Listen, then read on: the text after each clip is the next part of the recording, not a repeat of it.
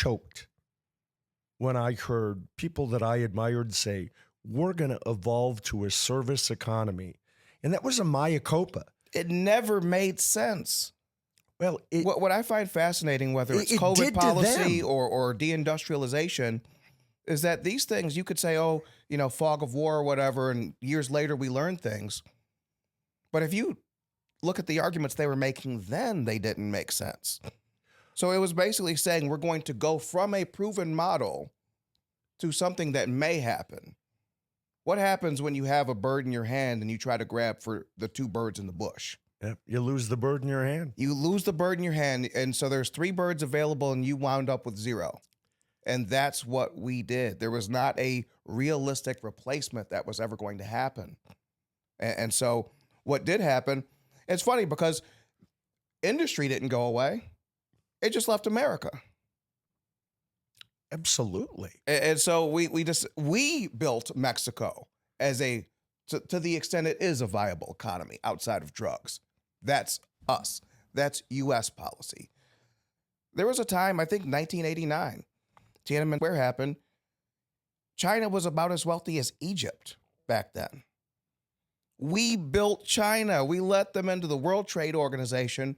We said China, a place with no respect for humanity. Forget human rights. Let's talk about humanity. Let's talk about the human being. We decided that they should be manufacturer to the world rather than overpay our neighbors, rather than negotiate with a union leader who might be a pain in the butt, but his members, maybe his son marries your daughter someday. Yeah. I don't believe that the cost of manufacturing in America is that significant when you figure the shipping, when you figure the tariff scenario. How could it be? When you figure all of the consequences. And it disappointed me then. Mm-hmm. It disappointed me now. And again, I go back to, I think NAFTA was a form of punishment where the government said, you know what, we're tired of arguing with the unions. So we'll just pick up our toys and go somewhere else. And the American people, under the guise the American people will benefit from it, which they didn't.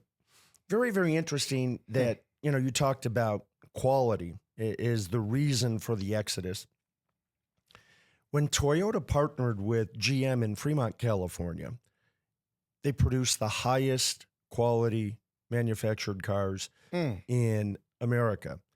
Toyota was following the manufacturing guidelines of Edward Deming, who was a special employee of the U.S. government that was sent to Japan to rebuild manufacturing after World War II, who the big three rejected because Edward Deming believed in the power of the worker, in the ability of that worker to make decisions. As opposed to bargaining collectively? As opposed to bargaining collectively, as opposed to identifying problems but trying to fix them later versus fixing them immediately. Mm-hmm. And the key element from a simplistic view for manufacturing was on a Toyota manufacturing line, a worker that spots a problem, that sees a problem, has the ability to shut the whole line down and they fix it immediately. They're rewarded. At the time on U.S. manufacturing lines, they were punished because U.S. manufacturing philosophy said it's too expensive to shut the line down.